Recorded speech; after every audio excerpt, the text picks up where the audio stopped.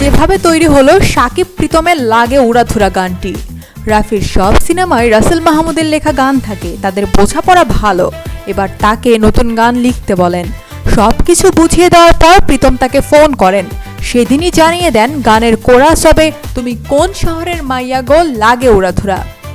লাইনটি বলে প্রীতম তাকে বলে দেন এরপর পরে ও আগের অংশগুলো নিজের মতো করে সাজাতে। এভাবেই তৈরি হয় গানটি। বেশ সময় নিয়ে গানটির কথা সাজাতে হয় এই গীতিকারদের।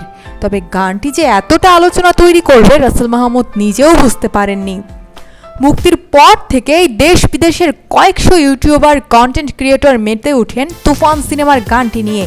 সেখানে তাক লাগানোর মতো ছিল গানটি নিয়ে ইউটিউবারদের উচ্ছ্বাস, যারা মূলত হিন্দি বা দক্ষিণী সিনেমা সিরিজের রিভিউ করেন।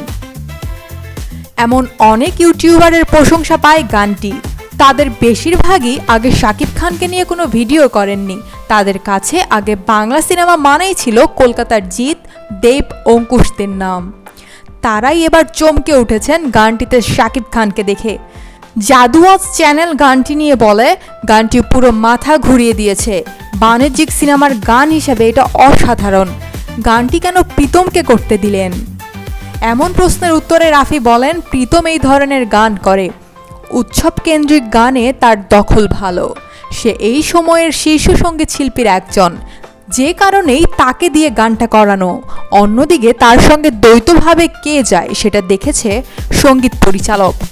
লাগে উড়াধুরা গানটির কোরাস অংশের সুর রাজ্জাক দেওয়ানের ঘুম ভাঙাইয়া গেলরে মরার কোকিলে অংশ থেকে নেওয়া।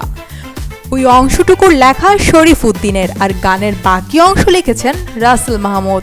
সুর ও সঙ্গীত প্রীতম হাসানের। এতে দ্বৈতভাবে কণ্ঠ দিয়েছেন প্রীতম হাসান ও দেবশ্রী অন্তরা।